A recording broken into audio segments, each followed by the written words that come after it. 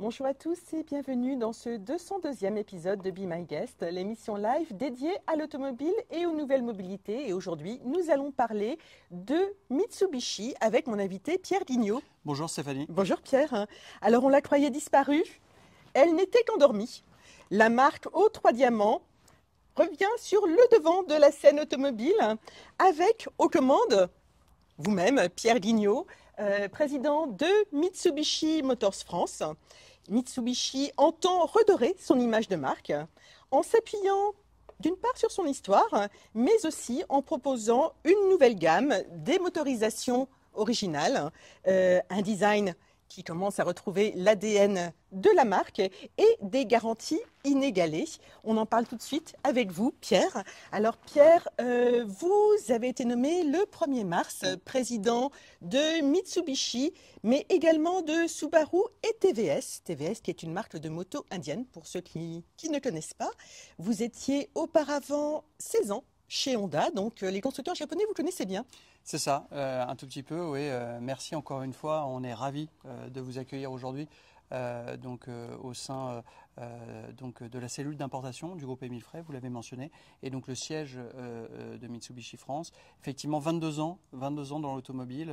J'ai démarré d'abord chez Audi, après le groupe Volkswagen, et puis vous l'avez dit, 16 années chez Honda. Donc effectivement, les marques japonaises, on va dire que quand on les découvre, après on a du mal à les quitter. Et c'est vrai qu'avec Mitsubishi et également Subaru, eh bien, c'est une aventure qui continue avec vraiment, encore une fois, une ADN, une culture de passionnés, d'innovation. Et c'est ça qu'on retrouve aussi chez Mitsubishi au sein des modèles actuels. Alors justement, vous dites, quand on découvre les marques japonaises, on a du mal à les quitter. Qu'est-ce qui fait justement ce côté un peu différent des constructeurs japonais?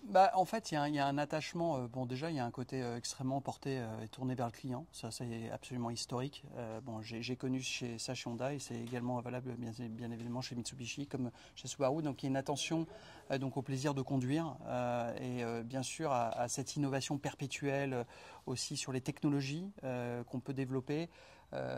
Pour rentrer dans le vif du sujet, par rapport à Mitsubishi, était quand même pionnier dans l'électrification avec la e-MiEV, qui était ce petit véhicule 100% électrique, et puis de ces 10 ans de plug-in hybride, sans parler de la technologie 4 roues motrices aussi, qui a été endurée. Et puis bien sûr, ces marques japonaises aussi sont tournées sur la fiabilité.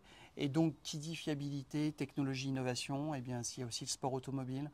Une grosse présence sportive et Mitsubishi. Alors on y reviendra évidemment. On en reparlera, mais les années Dakar qui ont marqué quand même le sport automobile et surtout avec d'éminents pilotes français.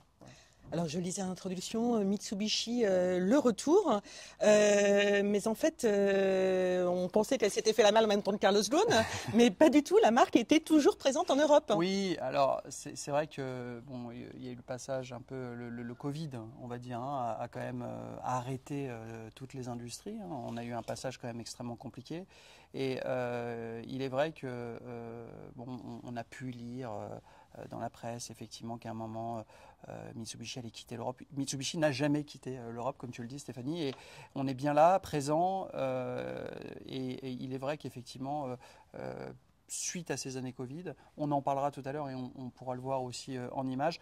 Il y a eu un partenariat assez fort avec l'Alliance, avec le modèle Colt, modèle ASX, qui sont emprunts effectivement de véhicules issus de l'Alliance. C'était une manière aussi, je pense, pour Mitsubishi de continuer à être présent, d'avoir une diversification aussi sur ses motorisations. Mais l'actualité montrera que Mitsubishi est bien là et revient aussi avec des véhicules légendaires comme par exemple le Outlander. Et la Colt. Oui, la Colt, même le ASX, ont été des véhicules historiques. Oui, voilà, 7e génération quand même pour la Colt. Tout à fait. Donc c'est vrai que j'ai eu la chance dans mon parcours d'intégration de passer une semaine au Japon début avril avec la direction de Mitsubishi Monde. Et c'est vrai que le marché européen pour eux est un marché extrêmement important.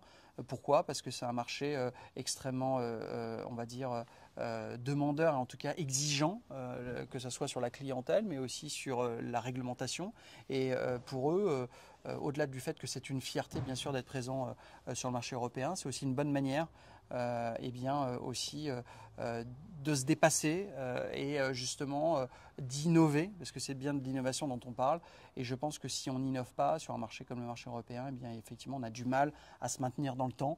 Et si Mitsubishi est là depuis 100 ans, notamment aussi avec une présence extrêmement longue sur le marché européen, c'est bien que l'innovation est au centre de leurs préoccupations et ça va continuer. Alors, le modèle d'organisation du constructeur au 3 diamants est quand même totalement inédit, puisque ça dépend d'un importateur, en fait, Émile Frey. Alors, oui, c'est vrai que dans la distribution européenne et en fonction des marques, il y a deux modèles possibles, hein, si on résume. Il y a bien évidemment l'organisation des marques avec des filiales, et puis il y a le modèle d'importateur. Et c'est vrai que historiquement, le groupe Émile Frey, dans son ADN, Émile Frey, c'est plus de 100 ans d'existence.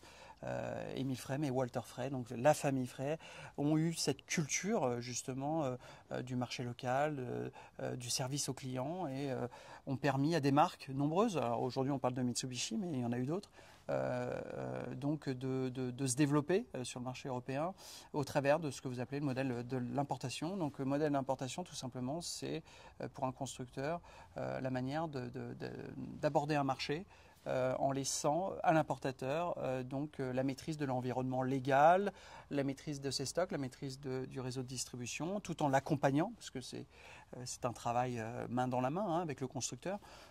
Mitsubishi est là, bien évidemment, pour nous accompagner sur toute la stratégie de déploiement, de lancement de produits, marketing, et on communique en permanence avec eux, mais effectivement, on a la propriété, en tout cas, on prend légalement la responsabilité de la distribution de la marque sur un marché. Et ça, on le fait en France, chez Émile Frey, mais on le fait partout en Europe, en tout cas en Allemagne, en Suisse, sur les pays de l'Est, voilà, un peu partout. Ça sous-entend une confiance absolue. C'est forcément un contrat de confiance, vous l'avez résumé, et c'est surtout un partenariat. Et je pense qu'Émile Frey a prouvé, après 100 ans, 100 ans d'existence, encore une fois, 1924, on fête les 100 ans cette année, bien a prouvé qu'effectivement c'était dans la durée et dans la confiance qu'on construisait l'avenir de belles marques, parce qu'encore une fois, on en parlera tout à l'heure, mais on parle de Mitsubishi, mais ici même sur ce site, Émile Frey a permis l'importation de Toyota en 1971. On peut parler des marques Subaru, on peut parler de Hyundai, on peut parler de Alors on va y revenir. Je vous propose qu'on se déplace justement dans l'entrée où il y a des véhicules historiques, parce qu'on est sur le site historique d'Émile Frey. C'est ça, bien.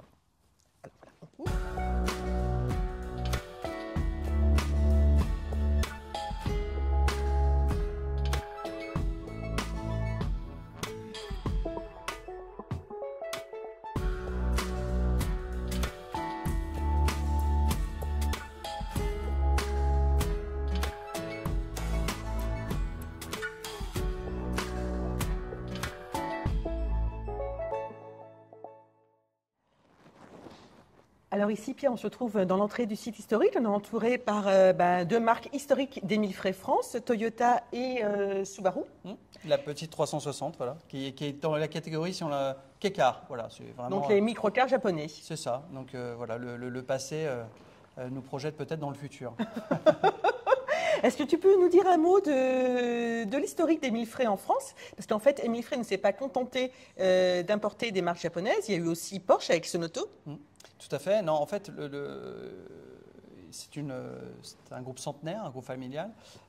Donc Émile Frey, Walter Frey et après toute la famille. Et donc c'est vrai que dans l'ADN du groupe Émile Frey, l'importation a une place extrêmement importante parce que vous avez aujourd'hui l'activité, vous venez de le souligner en France, avec notamment, on le voit dans ce hall, Toyota en 1971, boulevard Murat, le premier garage Toyota en France où effectivement la marque après a pris son envol et après on connaît la suite pour Toyota. Et d'une manière générale, le modèle de l'importation, encore une fois dans le groupe Émile Frey, est vraiment extrêmement important et présent partout en Europe, pas uniquement en France, mais aussi bien évidemment en Suisse, en Allemagne et dans les pays de l'Est. Alors c'est intéressant ce que vous venez de dire, Toyota qui a pris son envol après avoir été importé pendant des années par Émile Frey. Est-ce que c'est l'avenir de Mitsubishi aussi, une fois que la marque est bien installé de prendre son envol également? Ça, voilà, je pourrais pas répondre à leur place. En tout cas, en ce qui nous concerne, c'est un travail en partenariat depuis de nombreuses années. Et effectivement, le jugement, en tout cas, et on en parlait juste avant, entre les deux modèles d'importation et filiale, il se fait entre guillemets par les marques par rapport à leur modèle de distribution et aussi à leur stratégie industrielle. Pour revenir sur Toyota, l'envol est aussi venu d'un outil de production, on le sait tous, qui a été implanté à Valenciennes. Donc il y avait une stratégie aussi d'implantation au niveau des usines. Voilà. Donc je ne pourrais pas aller jusqu'au bout de votre question parce que par définition, j'ai pas la réponse sûr, oui. qui sont plutôt côté Mitsubishi. Mais ce qui est sûr, c'est que d'une manière historique, voilà, le modèle d'importation est un modèle qui se doit être d'une collaboration permanente pour le bien de qui à l'arrivée des clients, parce que le but, on est vraiment centré sur le client dans un modèle d'importation et de distribution. Et nous, notre rôle en tant qu'importateur, c'est l'environnement bien évidemment légal, mais c'est aussi le réseau de distribution et sur toute la partie après-vente aussi, parce que sur ce site, il y a aussi un centre logistique historique qui nous permet de livrer des pièces en 24 heures partout en France. Et l'après-vente est aussi un élément primordial dans le développement d'une marque pour en assurer la qualité de service. Alors, ce modèle d'importateur qui représente la marque, est-ce qu'il est à l'identique partout dans le monde ou alors est-ce que Mitsubishi est présent en tant que constructeur dans certains pays comme les États-Unis par exemple? Oui, alors je n'ai pas très honnêtement la cartographie exacte de tous les modes de distribution de Mitsubishi au niveau mondial. Tout ce que je peux vous dire, c'est qu'au niveau européen, en revanche, le choix est porté sur l'importation. D'ailleurs, la part d'Émile Frey dans le volume global de Mitsubishi en Europe est extrêmement important. Ça représente combien de voitures? On n'est pas loin, si je prends l'année 2023, on n'est pas loin de la moitié des ventes de Mitsubishi en Europe représentées par le modèle, par l'importation Émile Frey. Après, il y a d'autres importateurs sur des marchés comme le marché espagnol, italien. Mais encore une fois, on représente Mitsubishi en tant qu'importateur sur les marchés où Émile Frey est présent. Donc, pour ne pas les citer, les principaux marchés, l'Allemagne, la Suisse, la France, mais j'ai en tête aussi d'autres marchés des pays de l'Est. Mitsubishi revient avec une nouvelle gamme, de nouveaux modèles. On est devant deux modèles emblématiques qui représentent l'avenir de Mitsubishi. Tu peux nous en dire un mot? Là, je vous présente, donc là, c'est l'ASX Phase 2. Vous voyez, et d'ailleurs, ça a été présenté à la presse pas plus tard qu'il y a une dizaine de jours, en lancement Presse Europe en Italie. On a eu un travail, et c'est ce que je disais aussi, ce qu'on disait en introduction, un travail beaucoup plus affirmé de l'ADN Mitsubishi au niveau du design, sur la face avant notamment. Oui, parce qu'il faut dire qu'en fait, pendant un bon moment, en fait, il y a eu du rebadging Renault. Ouais. Donc là, c'était sur une base, le modèle précédent était sur une base de capture. Toujours aujourd'hui. Et toujours, sauf que là, le design diffère pour le coup de la capture. Et surtout sur cette face avant qu'on peut voir à l'écran. Sur l'arrière aussi, on pourra le découvrir peut-être plus tard, mais il y a eu un travail de fait. Et à l'intérieur, bien évidemment, on retrouve un environnement Mitsubishi au niveau du logo du volant, mais c'est vrai que l'intérieur reste l'intérieur de l'Alliance. Voilà. Donc c'est ce qu'on souhaite faire après, maintenant, dans les mois et les années à venir, c'est revenir sur cet ADN de marque, réaffirmer un design. Ça sera d'autant plus vrai avec l'arrivée du Outlander sur la fin de l'année, qui là, pour le coup, est un véhicule 100% japonais, fait au Japon et dans la lignée de ce qu'on a pu connaître sur les précédentes générations de Outlander. Donc là, Mitsubishi reprend son envol et reprend son identité, en fait. C'est ça. Et l'ADN, en deux mots, l'ADN de Mitsubishi, c'est quoi? L'ADN de Mitsubishi, bien sûr, déjà c'est une marque qui a plus de 100 ans, on l'a dit tout à l'heure, et puis dans cet ADN, comme on dit en anglais, la tagline, c'est Drive Your Mission. Donc cette traduction, en tout cas, qu'on pourrait faire sur le marché français, en tout cas pour les consommateurs, nous, on a voulu compléter avec Drive Your Mission with Confidence. Donc le côté confidence en anglais, si on traduit, c'est ce rapport entre la marque et son client et vraiment le focus sur le plaisir de conduire avec l'innovation recherchée dans l'efficience et l'efficacité. Donc c'est vrai qu'il y a une recherche d'innovation vraiment perpétuelle. Si on revient à l'origine et à toute l'histoire qu'a pu avoir Mitsubishi, Mitsubishi est à l'origine en tout cas de nombreuses technologies, le 4 roues motrices, l'électrique, le plug-in hybride, Et toutes ces technologies, elles ont été amenées sur le marché pour répondre à un besoin. Donc je pense qu'il y a toujours une recherche du besoin du client final dans l'usage qu'il a du véhicule au quotidien. Et on l'a vu dans l'histoire, si on parle par exemple des générations des L200, des Pajero et ainsi de suite, il y avait toujours une attente et en tout cas cette particularité de la marque, eh bien, elle a marqué son temps et elle a plu parce que bien évidemment les gens se sont penchés sur Mitsubishi aussi pour ces raisons-là. Et c'est toute cette histoire, en tout cas sur le marché français, qu'on peut constater au travers eh bien, des chiffres. Si on parle un peu de chiffres, et des historiques de vente, comme par exemple le succès d'Outlander dans les années 2019, où on était leader sur le marché plug-in hybride en France. C'était le tout début de cette technologie et c'est vrai qu'Outlander a marqué son temps à ce moment-là.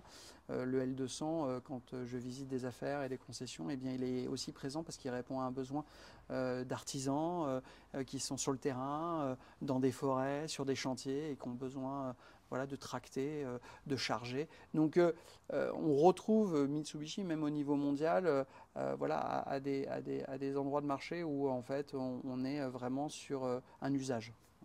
Alors, Mitsubishi aujourd'hui, c'est combien de modèles différents? Alors, d'ailleurs, on en voit un certain nombre ici. Aujourd'hui, dans la gamme, on compte 4 modèles. Donc, on démarre par la Space Star, qui est un véhicule, on va dire, entre le segment A et B, donc vraiment un véhicule citadin. Après, vous arrivez sur le segment B avec la Colt qui est juste à côté de moi et qui était aussi sur votre annonce, sur la petite affiche pour l'émission d'aujourd'hui. Vous avez après donc, la famille i6 et puis l'Eclipse Cross qui est juste à côté de vous. Et bien sûr, la gamme va se compléter, on en parlait avec Outlander, donc pour l'instant 4, mais 5 modèles avec le Outlander qui arrive. Et puis après, 2 autres nouveautés l'année prochaine pour Mitsubishi en Europe. Alors Pierre, vous mentionniez le plug-in hybride qui a été inventé par Mitsubishi. Mitsubishi a plusieurs motorisations originales, pas uniques, mais bon, vous avez du GPL notamment. Pourquoi ce choix du GPL? Alors, bon, on a cette chance d'avoir cette diversité de motorisation, vous l'avez dit, et ça grâce aussi au partenariat avec l'Alliance. Donc effectivement, il y a de l'essence, il y a du GPL, il y a du mild hybrid, comme on dit, du full hybride et du plug-in hybride. Donc effectivement, le GPL sera présent par exemple sur la nouvelle ASX qu'on a vu juste avant, mais également dès l'année prochaine sur la Colt. Et pourquoi le GPL? Déjà, je pense que, bon, c'est pas un scoop, mais le pouvoir d'achat et en tout cas l'usage de la voiture et le prix aussi de la mobilité est un point extrêmement important. Et le GPL, il faut le savoir quand même que c'est un des carburants le plus stable en termes de prix. Sur 10 années, si on constate le prix du GPL sur 10 ans, on est toujours à 0,90, 0,99. Ah oui, c'est incroyable. Donc il y a une stabilité extrêmement forte dans ce carburant qui permet, je dirais, une maîtrise du pouvoir d'achat et une approche finalement assez sereine finalement du coût et de l'usage du véhicule. Donc il y a un réel intérêt, en tout cas sur le particulier. Encore une fois, cet intérêt a été développé par Renault et on en jouit grâce à cette alliance et donc c'est un point important pour nous. Et quelle est la part du GPL dans les ventes de Mitsubishi? Pour l'instant, ça va être lancé. Donc si je dois vous donner une projection, d'accord. si je dois vous donner une projection, notamment sur i6 Phase 2 et sur Colt, on prévoit dans le mix de nos ventes, dans 100% des ventes, 15% qui seront dédiés à cette technologie GPL parce qu'il y a une demande, encore une fois, mais il est vrai qu'en termes d'implantation aussi de stations GPL et d'usage et de recherche d'usage, voilà, on estime le marché entre 15 et 20% du mix des ventes. Alors le plug-in hybride, c'est... Avec l'Eclipse notamment. C'est l'Eclipse notamment. Qui est juste à côté de nous, exactement. Aujourd'hui, c'est... Alors il y a eu le Outlander, on en a parlé, mais il y a eu le Outlander, mais c'est vrai qu'aujourd'hui, vous le voyez là à l'écran, l'Eclipse qui est présente dans la gamme depuis un certain temps et encore une fois qui a un modèle historique chez Mitsubishi. Alors le plug-in hybride, c'est aussi une réponse à l'électrification, à la baisse des émissions de CO2 et aussi à un usage. Bien sûr que le plug-in hybride nécessite ce que le client branche sa voiture, parce qu'autrement on perd l'intérêt de l'efficacité du système. Et sur cette Eclipse que vous voyez, en branchant le véhicule, eh bien, vous obtenez 50 km d'autonomie en 100% électrique. Cette autonomie va être augmenter fortement avec le Outlander. On va frôler les 100 km. Et donc, le but, encore une fois, de cette technologie, c'est de pouvoir, dans un centre urbain ou des mobilités réduites, hein, quand on a de courtes distances, d'avoir une empreinte carbone extrêmement basse et puis de pouvoir s'échapper et faire de la longue distance, justement, sans avoir la contrainte de la recharge dans le 100% électrique. Donc, encore une fois, chez Mitsubishi, le plug-in hybride, c'est réellement une technologie qui répond à un certain besoin et on le voit comme une transition. Mais il nous paraît important de capitaliser sur cette technologie et on s'aperçoit aussi dans l'actualité, hein, parce qu'on est sous les feux de l'actualité en ce moment par rapport à la fiscalité autour de l'automobile, eh bien on s'aperçoit que la diversification, en tout cas la diversité des technologies embarquées dans une marque est un avantage, est un atout, que ce soit le GPL, l'essence, le plug-in hybride, le full hybride ou le 100% électrique. Voilà, je pense que plus on a de choix et mieux on est armé face aux besoins de nos clients. Donc Pierre, quelle est la stratégie de relance de Mitsubishi après cet endormissement de 3 ans? Tout d'abord, une relance n'est possible que aussi par les femmes et les hommes que représente le réseau Mitsubishi. Donc aujourd'hui, on a quand même une couverture assez importante, hein, 130 points de vente, 95% du territoire.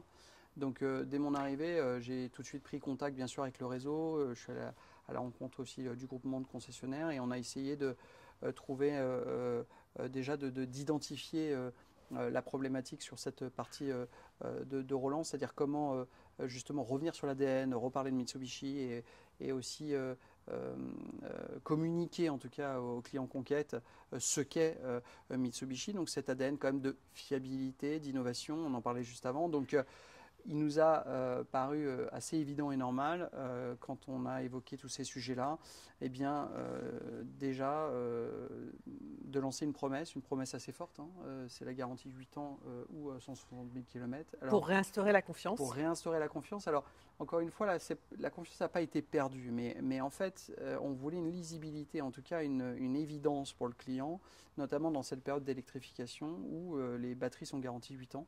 Et donc ce chiffre 8, il n'est pas sorti de nulle part, il vient se caler. C'est déjà un an de plus que la garantie 7 ans de Kia. Voilà, mais il vient surtout se caler sur la garantie des batteries. Et on en a parlé juste avant dans les technologies, avec le plug-in hybride, avec le 100% électrique qui arrive l'année prochaine chez Mitsubishi pour un modèle, et la garantie des batteries. Pour la lisibilité, la simplicité pour le client, eh bien, cette garantie 8 ans, 160 000 vient se coupler à la garantie des batteries, en plus du fait que la garantie est cessible et aussi... ah oui, donc en cas de revente, voilà. L'acheteur récupère cette garantie. Exactement. Donc c'est clair que sur des formules locatives, dans des 48-60 mois, eh bien, à la fin de la location du véhicule, de sa première vie, on va dire, un véhicule neuf au véhicule d'occasion, comme tu l'as souligné, au moment de la revente, eh bien, il y a encore une garantie qui court sur le véhicule d'occasion. Alors, vous avez mentionné la garantie des batteries, mais ça s'applique à toutes les motorisations, cette garantie. Exactement. La garantie 8 ans, elle couvre l'intégralité de la marque sur la vente des véhicules neufs depuis le 6 mai. Et on s'attache aussi, avant la fin de l'année, et c'est ce qu'on avait annoncé, de lancer un pack service chez Mitsubishi pour permettre à tous les clients à Mitsubishi de pouvoir revenir dans les ateliers, dans les concessions, et au travers d'un pack service, eh bien, de pouvoir bénéficier d'une garantie allongée. Donc si j'ai acheté un ASX il y a 2 ans, il y a 3 ans, si j'ai acheté une Colt il y a 2 ans, il y a 3 ans, je retourne voir mon concessionnaire à la prévente, je souscris un pack service, un pack entretien avec lui, qui aura un avantage pour le client, hein, parce que le but, si on lance un pack entretien, un pack service, c'est que bien évidemment, il y a un avantage client, c'est pour ça qu'on le fait. Et au-delà de l'avantage client, eh bien, ça lui permettra également d'étendre sa garantie qui est de 5 ans, qui était de 5 ans à 8 ans. Ça, c'est totalement révolutionnaire. Révolutionnaire, je ne sais pas, mais en tout cas... J'en ai jamais entendu parler, en tous les cas. Mais important pour nous, pour le réseau. Parce que, bien sûr, parce que ça fait revenir les clients en concession, évidemment. C'est ça. Et aussi... et en atelier. Et travailler les périphériques, et travailler la rentabilité. C'est un des axes, vous m'avez demandé le plan de relance. Il y a cette garantie 8 ans, bien sûr. Il y a l'attention particulière portée aux clients conquête et au futur lancement des prochains modèles. Mais il y a aussi un besoin, et pas plus tard qu'hier, je fais référence au master de la distribution où j'étais présent, on parlait de rentabilité. Et c'est vrai que les constructeurs et les importateurs sont extrêmement sensibles à la rentabilité des réseaux qui appuient et assoient aussi la durabilité et la possibilité pour un constructeur justement d'être présent dans le temps d'une manière rentable pour le service aux clients finaux, parce que c'est bien de ça dont on parle. Donc c'est vraiment un travail en collaboration et c'est important pour une marque afin de durer, qu'elle puisse justement permettre à son réseau, au réseau de concessionnaires, d'avoir des périphériques, des éléments périphériques à la voiture pour asseoir la rentabilité. Alors il y a la prévente, il y a le financement, il y en a plein d'autres. Donc chez Mitsubishi, au-delà du lancement des véhicules, dans le plan de relance, on va s'atteler aussi à amener des blocs aujourd'hui qui ne sont pas forcément présents et qui vont amener de la fidélité, de la rentabilité dans les affaires et une capacité à notre réseau justement de pouvoir capitaliser sur ces ventes. Vous évoquiez tout à l'heure l'histoire de Mitsubishi. Mitsubishi a plus de 100 ans puisque le Mitsubishi a été créé en 1917. C'est le 3e volet de ce plan de relance, s'appuyer sur l'histoire de la marque. Oui, c'est extrêmement important et c'est extrêmement important notamment surtout sur le marché français parce que on l'a dit, Mitsubishi a été dans l'innovation mais aussi dans les sports mécaniques et notamment les années Dakar.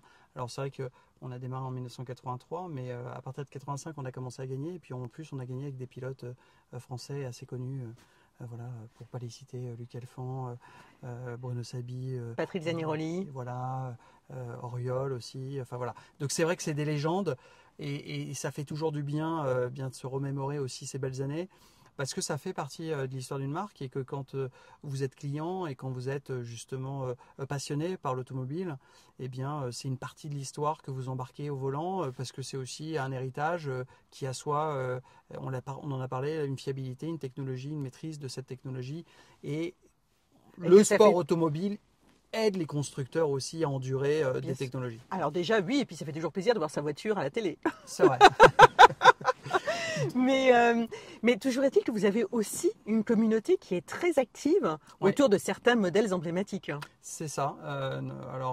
Maintenant, on les appelle les Young Timers, donc avec toute la génération de les lanceurs Evo. Alors, c'est vrai qu'on a eu la chance, avec Caroline Kako, qui est responsable de l'après chez Mitsubishi, de ressortir ou un peu de retravailler un peu sur ces clubs. Il y en a un certain nombre en Europe, notamment, je pense, un club assez présent et plutôt aussi assez dynamique en Allemagne.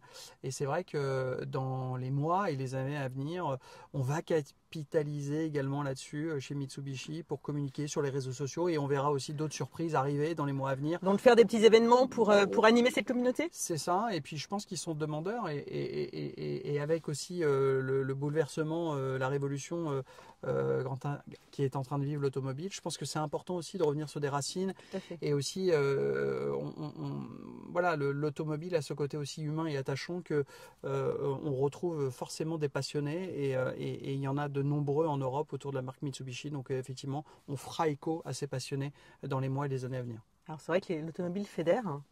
Et l'histoire de l'automobile encore plus. Encore plus, oui. Et puis c'est finalement, on va pas faire de la philosophie sur le marché, mais c'est tellement compliqué. On le voit, hein, si on prend un peu de hauteur et qu'on ne parle pas forcément de Mitsubishi, c'est tellement compliqué d'asseoir une marque, d'asseoir une notoriété de marque.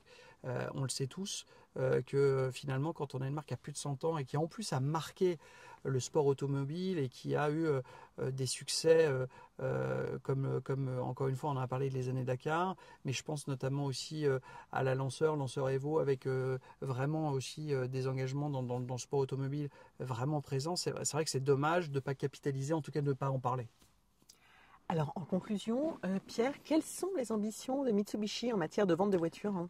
Alors, nos ambitions avec cette nouvelle gamme, avec le retour sur l'ADN, avec également tous les services qu'on veut lancer associés, on vise sur l'année 2025, sur l'année pleine, 7500 unités, mais on a aussi une partie, bien sûr, de vente à particuliers, mais on pense, et on en a parlé avec la diversification des moteurs et avec l'électrification du parc, une vraie volonté d'aller répondre aux besoins de mobilité des entreprises. Quand on parle des entreprises, c'est toutes les entreprises, donc ça passe de l'artisan, commerçant, chef d'entreprise, TPE, PME, ETI, et aussi grandes entreprises qui ont aujourd'hui un besoin de mobilité au quotidien. Donc ça fera partie de la stratégie de Mitsubishi aussi l'année prochaine. Il est évident que la garantie 8 ans aussi doit asseoir, on en a parlé, la fiabilité, donc les valeurs résiduelles. Et ça, c'est un point aussi très important pour le financement.